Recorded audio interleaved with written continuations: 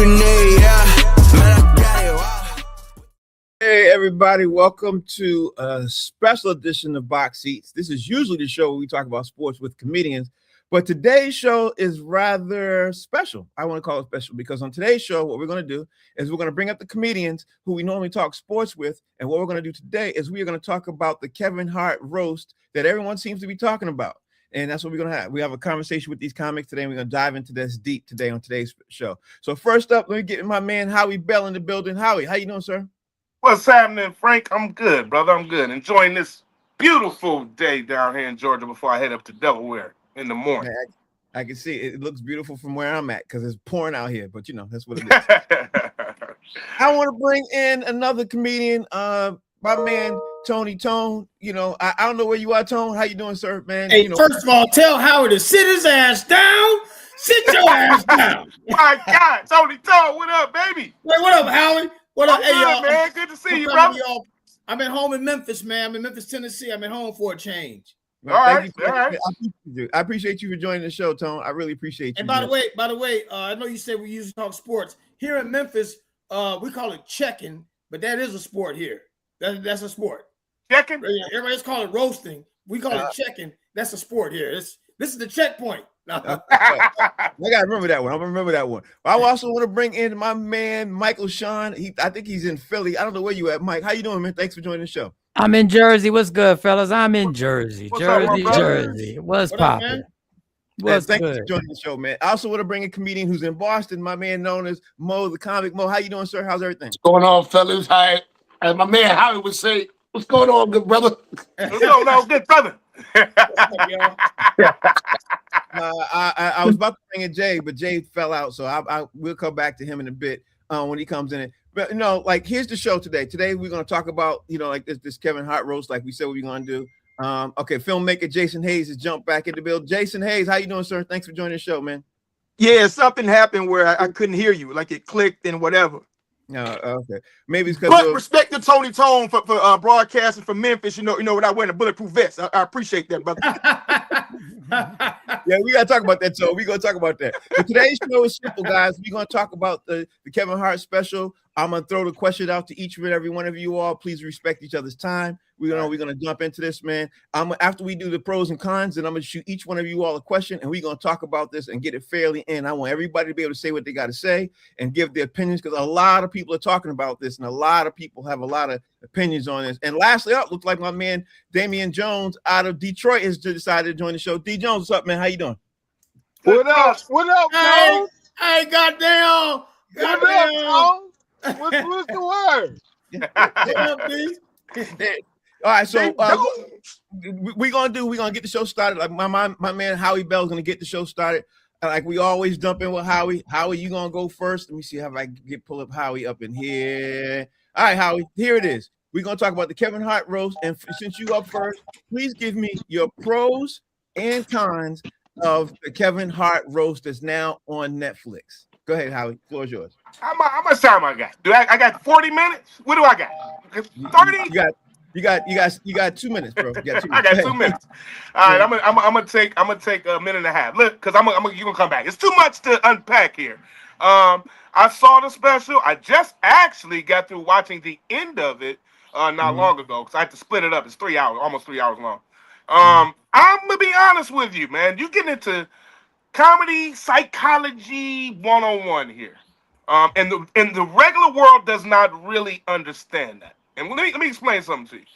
Comedy is just what it is. It's comedy. It's humor. It's laughter. It's poking fun at the obvious and poking fun at the controversial and poking fun at whatever you would like to under whatever, umbrella, whatever it is. That roast was a prime example of stand-up comedy and comedy in general in a nutshell. The good, the bad, the ugly, and we can all sit here and laugh about it. People are going to get cringed. People are going to do this. That is what comedy makes you do. Overall, I thought it was one of the best damn roasts I ever saw. Okay, so what are the cons? The cons of it really to me is the people, the way they're acting on social media. That's the con to me. I mean, they're acting like they never heard this stuff before. But yet still, black people can sit up there. We talk about everybody under the sun. But when it comes to us being when talked about, oh, you can't do that. We got such a weak ass double standard when it comes to black people and humor, dog. It's pathetic. Now everything doesn't need to be said. I get it. You know what I'm saying? But this is the comedy area. This ain't politics. This ain't the daily news. This isn't your everyday life in your family. This is comedy. Comedy is being funny and humorous and making fun of the obvious or the non-obvious or the things, to point out things that people want to see that they don't necessarily want to talk about or express. It's comedy. And so to me, the cons of it all was the overreaction by a bunch of people that are in a politically correct world that only want to do things or things align with them with their thoughts. Welcome to the world. All right, so let me bring in Tony Tone. Tony Tone, give me your breakdown of the pros and the cons of the Kevin Hart roast on Netflix. All right, my first pro is a pro that's actually that covers our whole art form, and that is the freedom of speech. Comedy, in my opinion, is the last true form of freedom of speech, and whether we like it or not, people like it or not, what's being said is, it's just freedom of speech.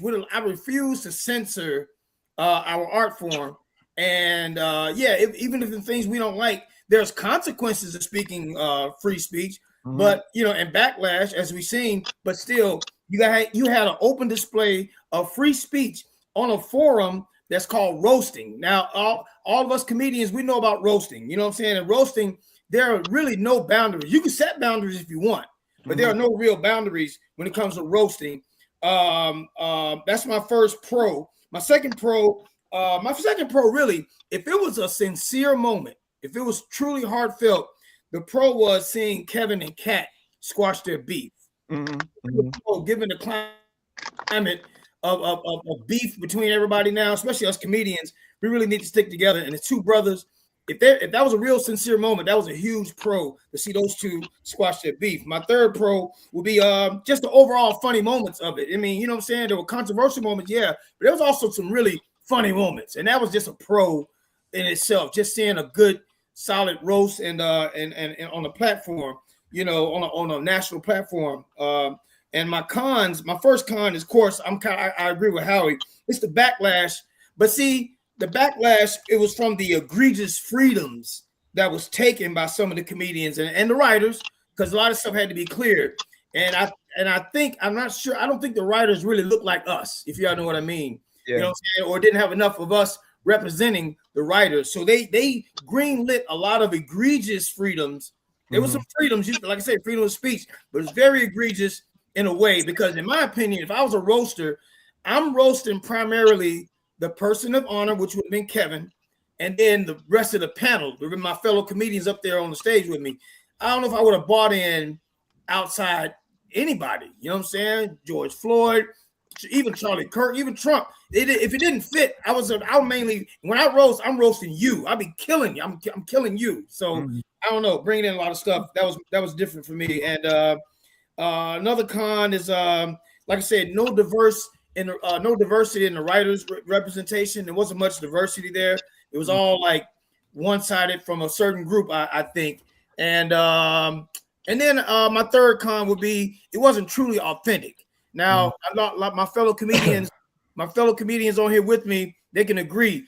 The real authentic roasting moments really happen when we hanging out after a club, after a show, outside the club, outside of a random comedy club. You get enough of us hanging out. Oh man, those are real roasting. That's real roasting right there. We be killing each other. Right. You know what I'm saying? But and it's authentic. It's off the cuff.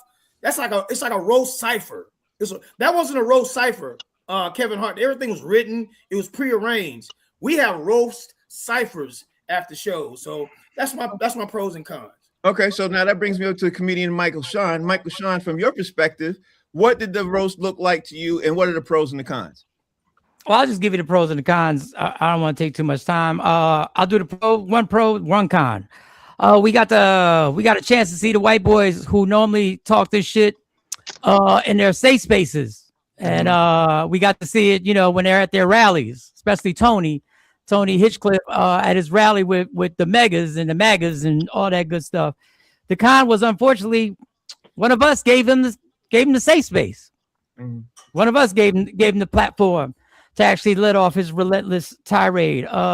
Number two, we got to see some black women get the spotlight that they deserve. The con, unfortunately, they also got destroyed with the same racist stereotypes as usual, delivered with blunt force and relentless. Last pro was seeing Cat Williams give a masterclass. The con on that was seeing his masterclass be proven and his masterclass being validated on every word that he said. Those are my pros and cons. That's very interesting. Damian Jones, give me your pros and your cons. It was great for me aesthetically to see how it was set up. I love seeing some of the other legends in the building, like even in the crowd when they were showing some of the older comics. I thought that was dope. Like Tony, how we said, the freedom of speech for a comic is amazing, and also like what con to that is what Tone said, it's consequences to your words, and you see the backlash now. I didn't like. I guess if I'm up there and you talking about me, I still think women and children should be off limits. Like talking about my wife, my kids could have been a little bit too much. Taking shots at people that wasn't there and their wife, I thought that was wild. Because somebody took a shot at Dave Chappelle and his wife, and I was like, whoa, he not even there. I thought it was a little cheesy for me, and I hated how scripted it was. I remember watching the old roast, and it felt more authentic. It felt like some of those comics wrote their own material, and I can understand the people that was on this panel that wasn't comics having writers, but it felt like it was a lot of written stuff. Even Kevin Hart's reaction looked scripted for some of these joints that. Like it was, oh, what are you doing? Why are you saying that? But you already know what they about to say. Y'all went over this. Y'all even said, yeah, I called her last night to make sure I can say this. So it wasn't as authentic as like when Jamie Foxx did the roast of Shaq. That was just all around funny, even though we only really remember one part.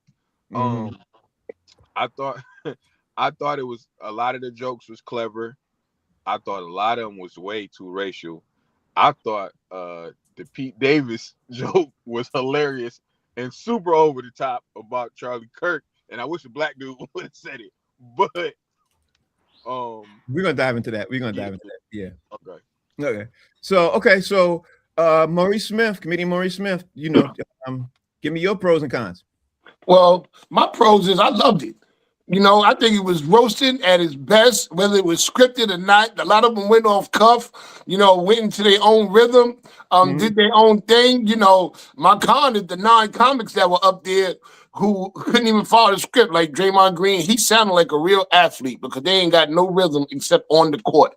You know what I'm saying? Outside the court, they ain't got they can't be comics, they can't be rappers, they can't be singers, they can't be actors. They can just be athletes. They terrible at everything else. You know what I'm saying? Lizzo, her laughing all in between. Like, I didn't like the non-comics, even though I know they had to invite them. You know what I'm saying? That was my con, but I enjoyed the whole thing. The good, the bad, and the ugly, the race part. I mean, this is roasting. In roasting in my neighborhood, there was no off limit. We talk about your mama, your daddy, your dead uncle, everybody, anything that comes up got talked about, and that's how a roast is supposed to go. All right, lastly, we got a filmmaker on the panel. If you're sitting at home watching this, the filmmaker is Jason Hayes. From your perspective, what do you think about it? A pro for me was that they packed an arena for a comedy show that had a bunch of different people on stage. Another pro for me was that it shows that people with differing views and different opinions about a bunch of different stuff can be on the same stage and just be who they are. I really appreciated that because I never would have heard from Hinchcliffe ever. And as off-putting, as what he said was, I mean, if I remove myself, from the emotion of it, and kind of understand, what he was getting at, from the, from who he's trying to appeal to, I'm like, all right, I mean, that's kind of funny. Another pro for me was I felt like everybody on that stage were friends on some level. And I don't think that anybody said anything that was not particularly cleared Because when you hear somebody talk about somebody's husband committing suicide and they making a joke about that all night long, bro, you know they had to ask her about that first. Right. And so you know, it showed me that comedians have a different layer of skin that the average person doesn't have. Absolutely. Which takes me into my con. The average person, you're not being roasted. You know, comedians have a layer of skin, you know, in armor that your regular ass don't have. So don't hold them to your standards. Another con is everybody that commented did not parse their evaluation with, if it were me, this is what I would have done. Because it's listen, the easiest job in the world is to be a critic. It don't take nothing to be a critic, bro. All you got to do is comment. Look and comment. You ain't got to create anything. Therefore, you ain't got to appreciate the people that do. You know, they put themselves out there for that. And the final con for me is just the haters. There are people who just, they hate watch and they wait and they parse because they got to have something to be outraged about. It's comedy, man. And for me, the final pro for me was, it was free speech. Like, you ain't gotta watch Netflix. You ain't gotta click on Kevin Hart's roast. They got 10,000 other options for you. So if you watch it or turn it off, but I ain't gotta hear your commentary about how you feel about it. All right, so now that brings me up to my next section, which I'm going to call rapid fire, because we're going to really keep this as a minute for everybody else. But I'm going to hit all y'all with questions, man. I need y'all to get into the questions, and let's keep this thing moving, because this is what we're going to do. Howie Bell, you up first. Rapid fire questions. You got 60 seconds. My man White Chocolate's in the background hitting the timer. And as soon as I finish with the question, White Chocolate, hit the timer so we can keep this thing moving. Howie Bell, you up first. The question is, what do you think about the George Floyd joke? Like, was that the place, not the place? Like, what do you think about saying the George Floyd joke on this, you know, on this special? The George Floyd joke was just as good as the jokes about Cheryl Underwood's dead husband, just as good as the jokes about the guy dad died in 9/11, just as good as any damn thing they talked about. Let me tell you something. I don't care about George Floyd, people getting upset about that. It was comedy. It was pure comedy, and it made me laugh out loud. And I'm one of the ones that support any and everything dealing with any type of oppression or racial stuff like that. But I'm a comedian, bro. And I'm telling y'all, that shit was excellent. Everything about it was excellent. You know why? Because it exposed everything and every insecurity that motherfuckers got right now. Excuse my language. You guys are insecure. This is comedy, bro. If it wasn't for comedians, dog, we wouldn't even be doing this show. Because this show is about sports and comedy. Because you want to be funny, you want to be controversial. That Kevin Hart roast, Jay just hit the nail on the head, and I'm going to end in 10 seconds. That just hit the nail on the head because you didn't have to damn watch it. He's not your politician. He's not your councilman. He's not your spiritual advisor. Dude is a comedian, man. Everything about that was excellent. I'll move on. Tony Tone, it's you. What you think? Oh, hey, in the context of free speech, it was fair game. It was fair game. Simple. Oh, you keeping it real short, huh, Tone? Like, that's it? Okay, all right. I mean, not much to say, man. In the context of free speech and the forum that it was on, a roast, it was fair game. I mean, I might not have brought that joke up, but somebody did, and hey, you know, I mean, wait till Orange Vader kicked the bucket. You know how many jokes and funny posts we're gonna have? Gonna be a million posts when Donald Trump died. Michael Shaw, the floor is yours. What you think about the George Floyd joke? I'm a proponent of free speech. I'm just not going to give you the platform to spill what you've been meaning to say, what you've thought about me. And the second thing, I just want to see the Jerry Seinfeld roast, and when somebody goes up there and attacks Israel and Jews, on how freedom of speech is going to be held. Great point. I just want to see, when the roles are reversed, are we going to be given a safe space? Because I don't believe it's going to, especially with the industry and who runs that industry. Agreed. So when we're under this myth that we as comedians are all under the same rule book, we're not. And in 2026, as much as I would love to say, hey, it's just comedy, I see what's going on in Louisiana. I see what's going on in Memphis. I see that they played in our faces because they have the back of an administration who continues to do this. So as much as we want to separate it, we could try and separate it if we want to. But the reality is what they're trying to do is bring us back to 1950. And the applause I'm gonna be level- honest with you, bro. I respect you and I love you, man. But the reality of it is, this ain't a putt. This wasn't CNN, dog. This is not MSNBC. None of them are politicians. None of them. These guys tell jokes for a living. They make people laugh. That was not a setup by the Illuminati to show everybody that we can just create a platform. Let me just also say this.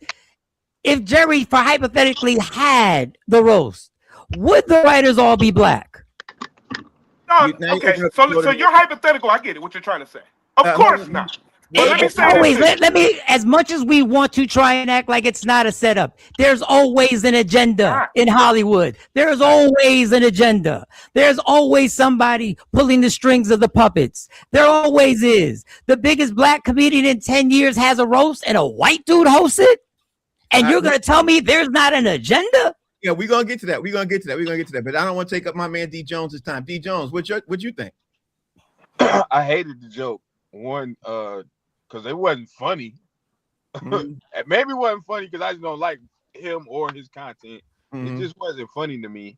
And then I'm not a roaster, so I don't really, even though I did laugh at the Cheryl Underwood's husband jumping off the bridge. I don't know why that was more funny to me.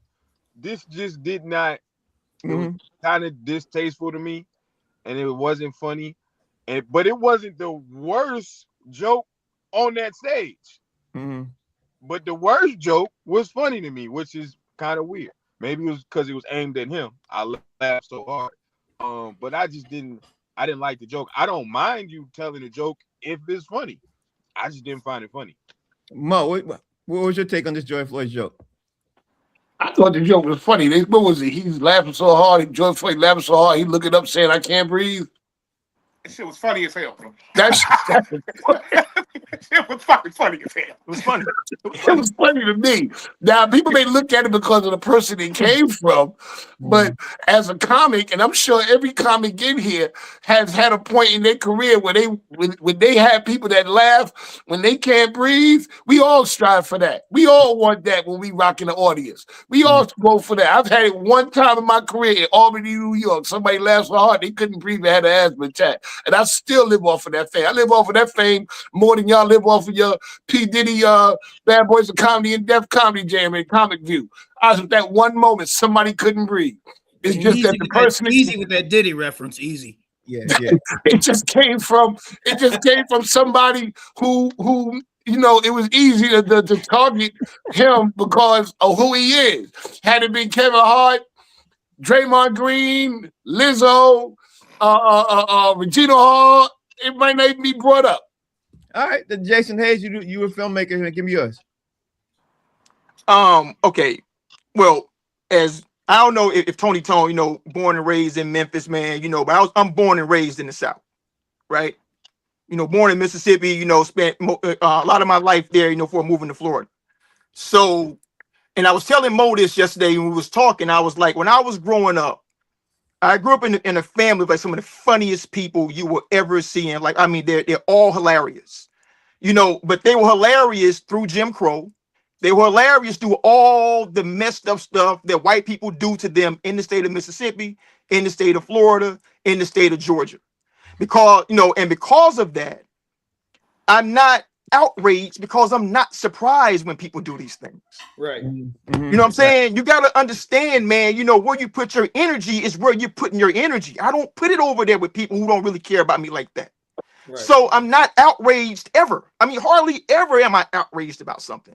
Because no matter what's going on in your life, bro, you got to focus on what you got to get done. You focus on the people that love you and care about you. And it's always about the intent. Like, it was almost like a WWE wrestling match to me. They had the good guys and they had the heels. Tony Hinchcliffe was there to be a heel. He was there to be hated, to be in contrast with everybody else, and he played his role. That's it. He told an off-color joke that doesn't play in that room necessarily, but it would play in other rooms. And I don't know why people would just get outraged about things that don't really, it doesn't move the needle on anything about your life. So why are you wasting energy doing that? A great point. Now, Howie Bell, the thought that I thought of after I saw this is, how would I have done this differently? Because I watched the roast too, and I didn't give any of my opinions yet. I probably will in a minute. But I think there's certain things I would have done different. I don't want to share them right now. Tell me how you would have done differently if you could have had, obviously, the floor to do this. How would you have done this differently? Well, it's hard to say what I would have done differently. Michael Shaw brought up a great point, though. The host maybe could have been black, maybe, but I don't even think that mattered. That was the only thing that I did. Like, I didn't have, Chappelle or somebody. You know what I'm saying? So but at the same time, that was like the only thing that I said I would have changed would have been the host if I had to change something. But these type of things, man, that production is just what it was, a production. Like they said, oh, it seemed contrived or, scripted. It's a TV show. Supposed to be scripted. They can't do a television show with all these celebrities and all this stuff and go off the cuff, bro. It don't work like that. You know what I'm saying? You have to write a script for this. Yes, things have to be pre-approved. It is what it is. And I'm going to say this. I love Cheryl Underwood because what she did was beat down and crush any opposition that was presented on that stage of racism. Cheryl Underwood beat that ass. And I loved it. And it showed balance. It showed creative balance. This is what comedy is all about. I wouldn't have really changed much. Tony, how would you have done things different? What would you have done? You know what? I don't know if I would have done anything different, only because I feel like you need that mixture of different comedy styles, philosophies, or whatever. Even look, let me tell you what, Tony Hinchcliffe, he's equivalent to a white person that'll call you a nigger to your face versus the ones that'll hide their racism. Hidden racism is like a malignant tumor that you haven't looked at yet, but it's spreading cancer unknowingly. Hit right there in your face, at least you know what you're dealing with. So that's because I'm not a fan of him either. He's dry, he's a jackass. I heard a lot of bad things about him. But I don't know if I would have changed much because it was a collection of different styles, different perspectives. Whether we like those perspectives or not, probably would have just kept it like it was. You know what I'm saying? And it's done its job because we're still talking about it several days later. So it hit home. Okay, all right. Michael Sean, what would you have done differently if you had the opportunity to do it differently? Ooh, that's a good question. I probably would have felt for we gonna be all inclusive in this because it seems like every time we do something, that's when all of a sudden we need everybody's views and opinions on a large scale like this. I probably wouldn't have greenlit a lot of the stuff that was going on because I know the other way around they wouldn't have greenlit our jokes. I know they wouldn't have. And the audacity that it is that they got a whole administration that had no problem with it. But God forbid if I would have done it my way, I promise you, Netflix the next day, the Orange Man would have been trying to shut down Netflix. So that's the passion I have behind it, and I know when we say stuff like, and I respect everybody on here, and I think this is true freedom of speech that we're having this dialogue with each other. But guys like Tony and guys like Joe Rogan and Andrew Schultz, and they helped put this man with their comedy in the office. They helped. And they still get a pass to this day. They helped put the most fascist president we've ever seen, who is telling us to our face what his agenda is. With Project 2025, they to our face, they told us. So if my squeaky ass voice gets a little high, it's because the agenda never stops. It reaches every aspect of our life. So no, I wouldn't have been inclusive. And guess what? It would have got shut down right after the live broadcast. That's too bad. Too bad. I like those guys. They're good. I like them. They're very funny. Very funny. Very funny. I'm sorry, but I like them. They do a good job. Incredible. Too bad.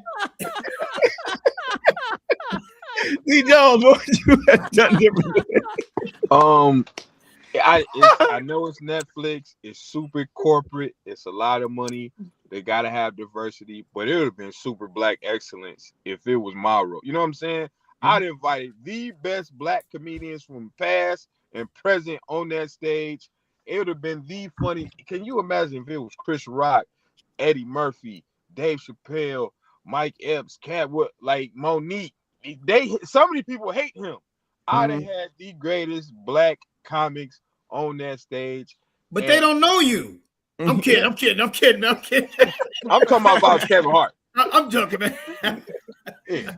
I was there in LA. I'm messing with you, man. I was in LA, but yeah, it'd have just been super black excellence, man. I would love to see some of the greatest black comics on that stage roasting each other. Okay, so Damian Jones, thank you for that comment. Let me see what Maurice Smith, comedian Maurice Smith. What would you have done different? Not a damn thing, because we did something different. The world would be in an uproar. They did that just for this, so that they can have all this controversy, so that people could go back, watch it, rewatch it, and watch it again. That's what it was done for. Things are done for a reason. Netflix ain't stupid. They've been around long enough. They knew that this production will cause an uproar, will cause a stir, and will make people want to watch it. It will make people buy that subscription, if not just for 1 month, to go ahead and watch this roast because everybody's talking about it. Okay, so from a filmmaker's perspective, let's see what Jason Hayes would have done different. I wouldn't have done anything differently, man. I mean, like, that's not my domain of like doing roasts. And since people are writing about it and talking about it and doing shows about it, to me, that sounds successful. I mean, that's the point, and comedians to me are the last, not last, like one of the last bastions of like where real artists have to live. You know what I'm saying? And art is meant to provoke. It's meant to unsettle you. I mean, art, if people just give you what you expect every time, then what's the point of doing that? Everything just milquetoast at that point, right? So as for like, like the Joe Rogans of the world and the other dude, man, Tony, I'm forgetting his name right now. Like what I hear from comedians, man, they weren't really like that starting out. But they figured out that there's money to be made over there on the other side, talking that way. So to me, I equate them, to like straight dudes who are gay for pay, in gay porn. Right? It pays more. Right? So they're doing that because there's more money over there, and they ain't really, they don't really care about where the money comes from. To me, that's no different, than a dude selling crack to his grandma. It's the same mindset. So let's not be outraged. I wouldn't change anything because everybody's talking about it. People got upset. And I think that's a good thing because people live in bubbles right now. They surround themselves in echo chambers where everybody thinks the way they think, feels the way that they feel. And that is the problem with the world right now, because anybody hearing differing views on anything. You lost us on the gay porn. You lost us on the gay porn. Yeah. I was with you. I think the Tony Tone might have a tape out there somewhere where it might surface. Yeah, It brought us back to Diddy. There was at one time. I know it was at one time you had to do it. You needed a rent.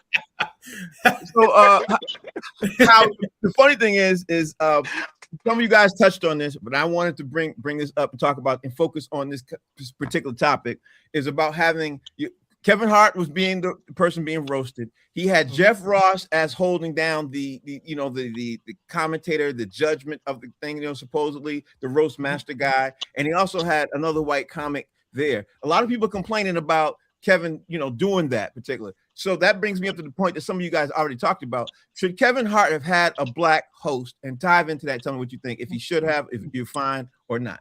Some of you guys touched on it, but it's a question I already had. So yeah, I think that it may have been like somebody in particular, like a Chappelle was the host, or like DJ said, like Chris Rock. I think that would have been doper. Definitely would have been doper to have one of those type of hosts. But I don't think it made too much of a difference, and because if you really looked at it, I watched all of it. It's almost 3 hours. So if you looked at all of it, the white people that were saying all these things are known for being on Joe Rogan. I know those guys, or Tony and the other guy, whatever. The host too, he was kind of edgy on the racial stuff. all the black people got them back times 10. They did. So if you They really did. look at that, they were exposing them. And they would put them in that platform and say, all right, come on with that. We got something for you. And it happened. And it was beautiful. You know why? Because it showed balance. It showed that there are ignorance in our world. And like Jay said, everybody's living in this box. And so nobody is able to have feelings or emotions or feel a certain way because everybody's trying to be so politically correct in their own way or trying to tiptoe through the tulips and not do nothing wrong. That is why I love the profession I'm in. And I'm glad I chose it when I was 19 years old. You do because comedy? stand-up comedy, and now I'm 53, be 54. I've been doing this a long time. I knew about 12 people on that panel, bro.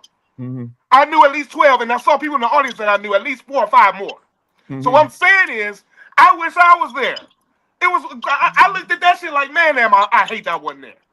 I never looked at it one time like, damn, they giving them a platform to fuck black people up. I never looked at it like that. All right, Howard, your time's up, bro. Let me ask Tony. Tony, let me ask you this, bro. Looking at it from a perspective of Netflix and everything else, do you think Netflix was happy with the decision they made to have that as a particular host?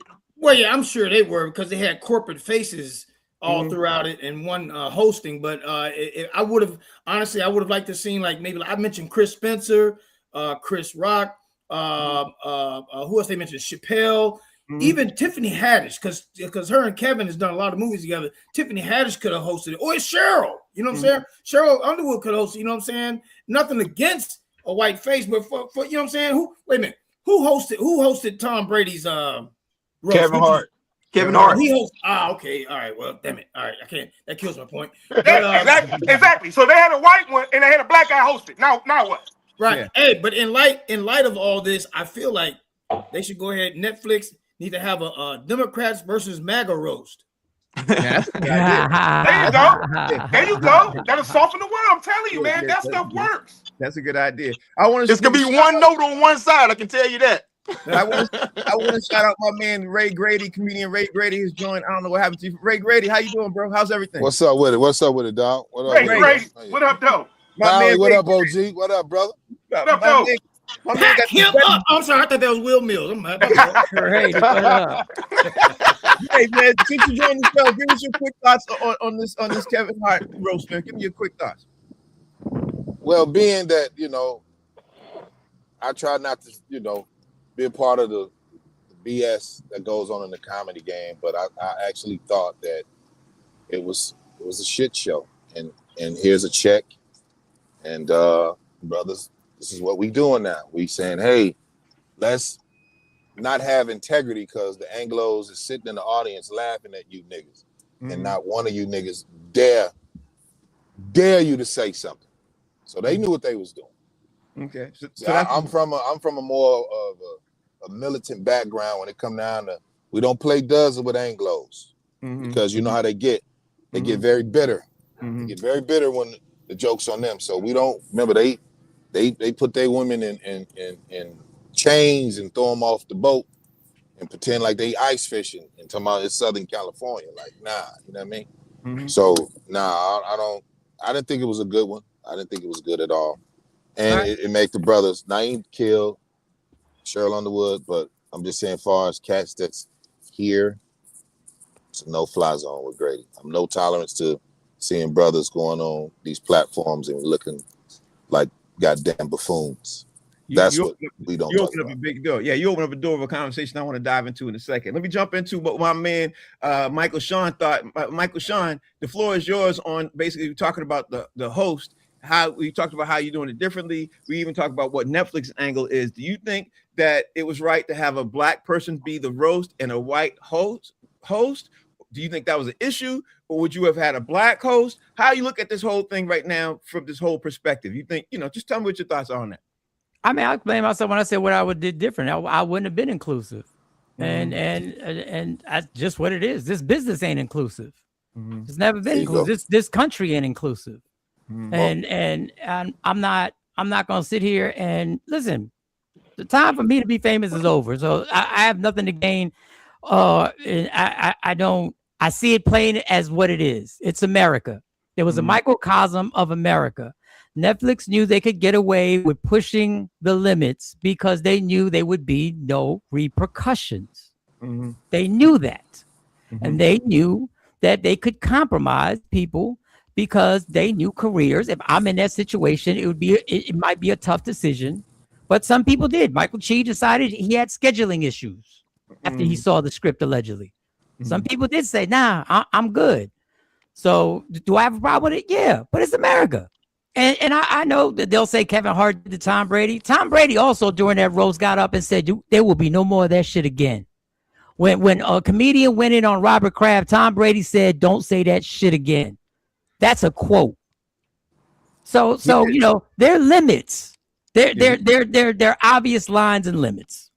He did do that. So let me ask D Jones, comedian D Jones, man, who joined the show. Are you looking at this thing as a perspective from Netflix doing good with what they thought about with the host, or not? Well, sidebar, you got Tone on the show. That's my guy. But it was nice to meet Black Thought for the first time. I never met. I'm a big fan, buddy. To my man Grady. You talking about Grady? Oh, he's talking about me. Oh, No, he's talking about you, Grady. Grady. Nah, Grady's not black. He just got the black. He got the best beard in the business. That is Black Thought. Whatever. that Like I nigga said said, Black man, Thought. I would have loved What's to up, see OG? all black panel. I would have loved to see Jamie Foxx. Still, to me, was the best host of a roast. Marlon Wayans would have been a dope host, I believe. Yeah. The 85 South show, all three of them as hosts would have been so dope, man. I would just like to see some of the younger comics get a chance to host that show. I know, like I said, it was corporate, a lot of money involved, and maybe they ain't wanted to be that black because we would have just made it look so dope, and they'd be like, we need more black stuff if we do. It would have been on but, Tubi. It would have been on Tubi. I just think, man, black is so excellent, man. I would just like to see just the blackest, dopest comics up there. Eddie Murphy could have been a dope host. You know how many people would have watched had they said Eddie Murphy's the host? Man, triple them out, man. Yeah, they definitely would. Dave Chappelle. So let me ask Maurice Smith. One of them. Mo, give me your thoughts. I want to take this time to say, when I was in California once, and I don't mean to go off script, right? But I was at the Hope Flood Convention, and I was the first comic out of 70 comics, and the host was Ray Grady. This one I was weighing like 350 pounds, and he did 20 minutes about men with big hips. And I had to go up there. I was going to say to Ray Grady, man, that was messed up, man. You know what I'm saying? I was the very first comic out of like 70 comics, and I bombed in front of everybody. Talent coordinators, everybody, comics, everything, because you had me insecure about my hips. And I chose that show because I worked with Ray Grady once in Rhode Island with Jonathan Gates. He gave me some great tips, and I used to listen when I had Sirius XM. I used to listen to him, Earthquake, all the time on Quake's house. Like I was starstruck. I picked that show over Rodney Perry, and you had to do 20 minutes about men with big hips. And if it wasn't for JB Smooth's brother, I might have hung myself that night. All right, so you used up almost 60 seconds of your time. I ain't gonna never get another chance to do this. He's going through his unhealed trauma. Let him go. Let him He's go. real scarred right now. He's scarred for real. Let him rock. Let him rock. Go ahead. I was trying to let him do his thing. I was trying to let him do. What happened to Jason, man? Jason fell out. Okay, Jason is coming back. There you go. Jay's having some issues, man. I'm gonna bring it back. He over there watching gay porn. Now, Jay, there you go, Jay. Jay, doing that. Jay, you got the final say on this, bro. What's your take on this, bro? I mean, it got really staticky, so I had to like come in and Oh, yeah, it's staticky now. It's staticky now. Oh yeah. Do that one more time. Do that one more time. We'll come back to you. All right. You got that Mississippi reception. You know what I'm saying? That's what he's doing. All right, now since I got all y'all here, man, I only got literally 10 minutes. I do want to talk a little bit about sports and get that in here because this is a sports talk show, and we talked about the Kevin Hart roast. We gave our thoughts on the Kevin Hart roast. Now let's dive in real fast, if we can, and give our thought process, Howie Bell, on literally what happened with Detroit last night, man, and dive into the, we talk about the NBA playoffs, talk about the Detroit situation, man. Talk to me about, that's your team, right? Howie, what happened? They ass need to get roasted. I'm about to get a Pistons roast going on them motherfuckers. I promise you. That was the. You talk about up and down breakdown. The only thing I'm gonna say about this game, man, Pistons, shame on you. But the only thing I'm gonna say about, and that Bickerstaff messed up at the end of that game. Last 2 minutes, that was poor coaching. But with that being said, That non-foul call at the end of that game, in the end of regulation, was BS. Pistons to the line, free throws for the win. Enough said. That's all I'm gonna say about that. Tony Tone, talk to me. What's your take on it? I know you're watching the NBA playoffs. What's your take on that, bro? Hey man, I apologize, y'all. I should be more well-rounded with my sports, but I don't even watch basketball like that, man. I'm football and boxing, man. I apologize. You're a boxer. You're a boxer. Hey, look, all I got to say about the game, man, is that it was a lot of dribbling and passing, man, and fouling and stuff. It was rough. Big ass court and shit, you know. Oh, I love it. Where's Ray Grady at? Ray Grady, did you watch the game last night, man? Can you talk to me about it? Yeah, I watch these kids. I mean, you know, everything is watered down, bro. I'm from the last of y'all era. I'm from the last of y'all era, tough nigga shit. So everything that I see in the NBA, everybody's trying to get foul attention. They look like they flirting with each other and shit when they talk, put their hands over their mouth. These niggas is flirting. So I don't, you know, the Detroit Pistons, it is what it is. Most of these cats is like, it's almost like you win, but these little boys don't have Chauncey Billups Hart, Rasheed Wallace Hart. They know they don't have it. They don't have that. And Detroit is a rough city. So to me, Detroit lost because hell, everybody trying to outdress each other. That's it. Hey man, Ray Grady, I mean, he goes hot dogs without a stick. He just stick his hand in the hot dog in the fire. Wow. Real shit. Yeah. Michael Shine, what's your take on that game last night, man? Because you know Detroit lost a great opportunity, man. They went down 3-2. Everybody had them picked to go higher, you know. Obviously. Well, last time we talked, I made the comment. I said, "Don't mess around with this team and lose this game in Detroit." And I feel bad. Listen, I give Detroit credit. I feel bad for them because they really do play defense. They really do. Like they really are, they make professional basketball players panic when they get focused on defense. They just don't have the offensive weapons. They just don't, other than Cunningham, they don't have somebody to bail them out. Yeah. So it's like when the shot clock was going down, it was like whoever wanted, like, oh, well, you try. No, you try. Well, you try. And at the end of the day, as much as James Harden as sometimes not showing up in playoffs, they got Donovan Mitchell and James Harden, where at the end, when the play falls apart, they can make something happen. And that's basically what happened. It was Donovan Mitchell and James Harden making things happen and getting the foul calls. Like Grady said, they trying to get the foul calls, and Harden is a magician. He's gonna make you foul him somehow, some way. The calls, Detroit has every right to be pissed about that last call. He tripped him. They have every right to be pissed about that. The no call to say that it was some seconds, something second left.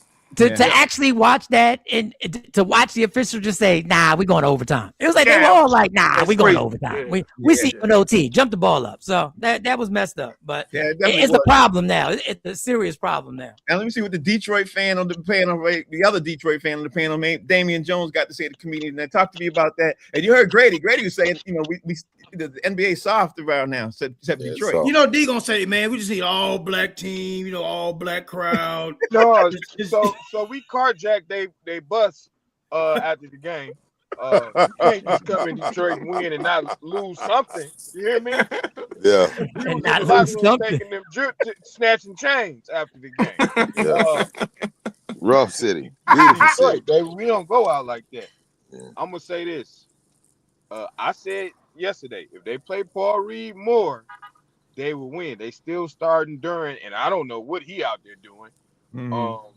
They played better without Duncan Robinson on the floor because we actually have 5 people who can play defense. Facts. We were up 9 with 2 minutes and 30 seconds left. There's no I'm not even gonna bring up the last call. You're supposed to win that game if you up 9 with 2 minutes and 30 seconds left. Absolutely. They fell apart. They get to overtime and they ran out of gas. We go through droughts where we can't score. Yeah. But they were tired, man. They were tired. They're tired, but guess what?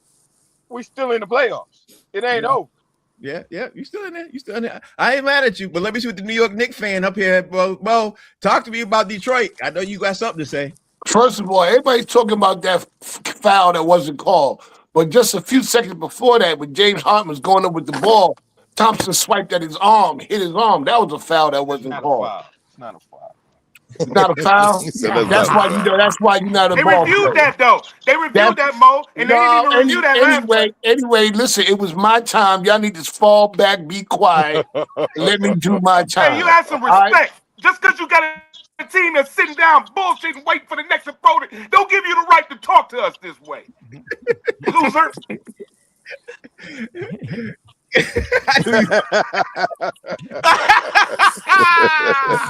I knew you were We just Let 'em sit know, back Mo. waiting Let 'em for know, Mo. waiting for whatever victim comes out of it. But back to Ray Grady messing up my set. Man, goddamn, we don't want to hear that shit. No, you want his autograph? I'm gonna have him send you your autograph. We don't want to hear that. You're going to work with him again, bro. Stop all that. I'm just Stop kidding. it, man. Ray I'm Grady's just a kidding. good guy, man. I'm Don't just get off kidding. his shot. Ray, can You know send what? Mo You an know what? I autograph, know Ray? how he been drinking because the only time Howie start yelling is when he been drinking. Smoking, Nah, he brother. calms. Oh, But when he get to drinking and smoking, oh, then he hold on, my good brother. Hold You on, wrong, my good brother. brother. Oh 6 my months. God. 6 Jay. months. 6 months to the day, no alcohol. Jay, God Jay, bless, 6 months. Howie. 6 months to the God day, bless. brother. No God wonder bless. he's so angry. Yeah, tell me right. your I He need a was drink. drinking in the Christmas movie, man. tell me your thoughts, Jay, about game. Well, Game. Go ahead, Jay. First off, I don't know why Mo pointing out, the cat out here getting pedicures and his toes painted because ain't no games fun. Listen, we was texting last night, and I told y'all in the third quarter, I said, "Yo, bro, man, Cade looked tired out there, man, and Yeah. Yeah, he JB said need that. to He did substitute say for that that. dude." Yeah. You know what I'm saying? Like, because they was up. I was like, dude, you got to steal some minutes for him now because you're going to need him to close that game out. And instead, JB entered, he channeled his inner Tom Thibodeau Tom and Thibodeau. said, I'm going to play everybody the whole game. Y'all playing the whole game. They played the whole game. He had no bench. After a collapsed lung. He played him the whole game after he just recovered from a collapsed lung. tell him, Mike. Tell him, Mike. Yeah, you got it, bro.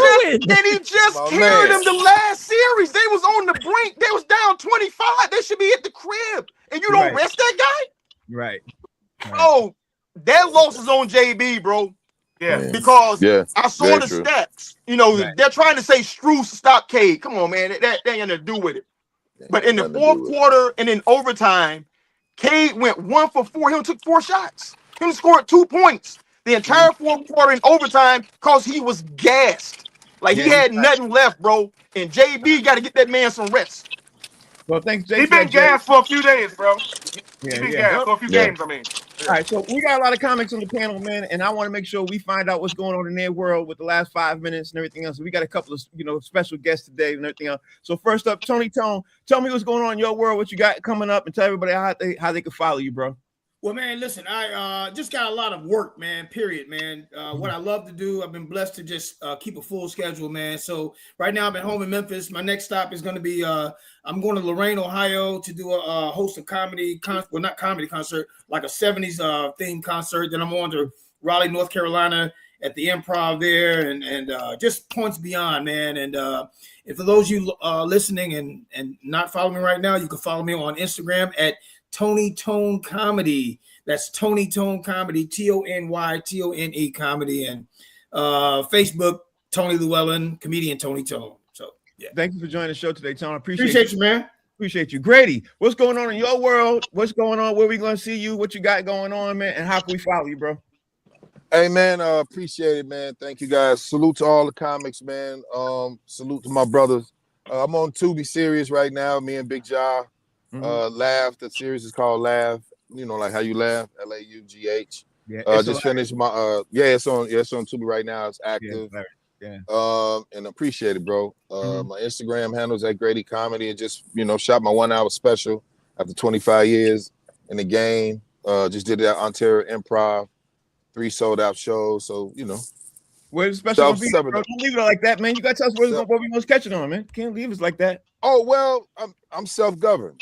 Oh, okay. So it's gonna be raygrady.net. It ain't gonna be no YouTube, none of that.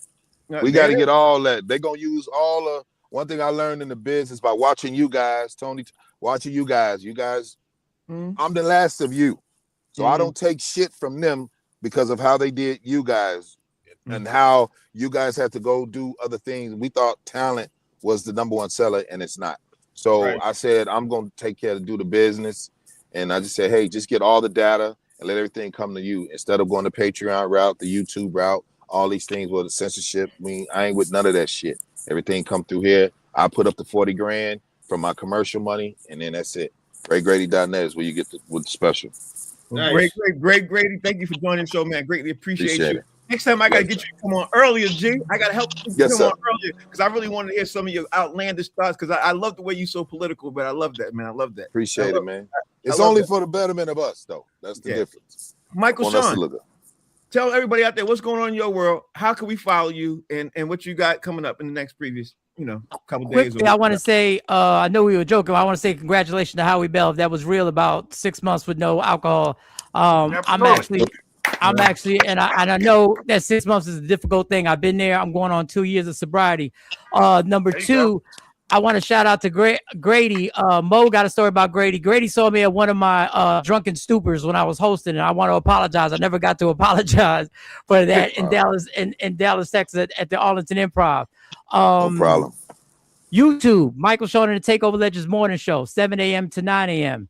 Also, if you have the app, the 100.3 WRMB in Philly, I'm on Saturdays and Sundays. Michael Sean and the Takeover Legends. Sunday night, I'm at the Punchline in Philly off of Delaware Ave. If you're in that area, come to get the tickets and do the whole thing. God bless. It's been a wonderful dialogue with each and every one of y'all. Thank you all. And thanks for talking about that sobriety, Mike. I really appreciate that. Thanks for talking about that, Howie, man. It takes a lot of courage to do that, man. Thank you guys for even sharing that. Appreciate y'all. Damian Jones, man, comedian Damian D. Jones, man. Tell everybody what's going on in your world. And I know you ain't refereeing or being at the next game, but don't even come with that. Don't even go with that. Oh, no. I'll be at Game 7 on Sunday. I'll be singing the Black National Anthem. I'm hosting for Tommy Davidson Friday, Saturday, Sunday at the Punchline in Southfield, Michigan. And then I'm gonna go to Mo crib and burn that blanket behind him that he's sleeping in every night. How can we follow you? And you can follow me at 313 D Jones. And sobriety, I've been clean of gambling. You good? All right. You sure? For 12 hours. The last 6 hours. All right, never mind. I mean, it's 1 minute at a time. It is 1 minute. 6 hours clean. All right. Mo, tell everybody how they can follow you. What you got going on, bro? You can follow me MOE_comic. This Saturday, I will be at the Irish Social Club hosting Trap House Bingo versus Soca Bingo. And I'll be selling my merchandise bag, my pocketbooks, and they not knockoffs. And Ray Grady gone. God dog it. Anyway, but just follow me out there. See me. Shout out to all the comics, Tone, Howie, Mike, Sean. I'll be popping up once in a while because I'll be up early in the morning. I ain't got no job no more. So I'll be listening to the takeovers because I ain't got nothing else to do. Don't make it Jason Hayes. Tell everybody how they can follow you, bro. What you got going on? And you can follow me at JD Hayes over at Fanbase. And as a director, I'm a trained person to notice what's different and what's not being said. Everybody plug shows in their hometown except Tony Tone. That's all I'm saying. He ain't doing no Memphis shows. Why is that, Tone? Yeah, because Chuckle's closed. Why no shows in Memphis? We have no shows. You know what? I tell you what. I'm sorry. Just on behalf of Jason Hayes, I'll be panhandling on Beale Street. I'm going to write improv in crayon on a brick wall on a random building on Beale Street. That's where you see me next. Everybody feels safe in their hometown except for Tony Tone. Why is this? Barbecue, blues, and bullets. You know it's hard out there for a pimp. And listen, on Amazon. You know it's hard out there for a pimp. Well, I want to thank all y'all, man, for joining the show, man. I greatly appreciate it, especially Tony. Tony, man, I appreciate you coming in and joining, especially when I know you don't talk a lot of sports. I know you only watch boxing and what else did you say you watch? It was boxing. football. Yeah. But which is the reason why I'm getting you primed, because Cowboys is coming up, Cowboy season. Hold on, guys. I know it's time. I know we getting ready to close out, man. But I want to tell you, all my people in Atlanta, come see me. I'm at Extravagance tonight. I think that's how you say it, with Lav Love and Solo Jones. We got a great show tonight. And then I'm in Wilmington, Delaware tomorrow night with Omega Psi Phi Fraternity Incorporated, Roots to the Qs. And y'all come hang out. It's your brother Howie Bell, man. Well, that's nice, Howie. You cut me off, goddammit. I'm sorry, man. Jones. This is Jerry Jones. I just want to say, get ready for Cowboy season, but goddamn New York Giants. Howie, damn the Cowboys. Appreciate you, Howie. Appreciate you, D. Jones, Mike, Sean, Mo, Jay. Thank you all for watching the show. I didn't even realize I skipped you, Howie. That's a damn shame. But it's all good. That's what I do. What comedians do. We insert ourselves. Yeah. And damn the Cowboys to hell. We realize when people, that's what we do. That's a great Jerry Jones impression, though, boy. So it really is. Well, thank you, guys. Thank you. I appreciate that. And I'm going to be doing some great things, and I'm going to get my chopper, and I'm going to get out of here. You guys take care. Thank you, guys. I even feel the racism when you say great. Thank you all for watching here. Thank you guys for the show. Name and show called Box Seats. We out of here. We'll see y'all tomorrow at 6 o'clock. Thank you all again. Appreciate you. We gone. Peace.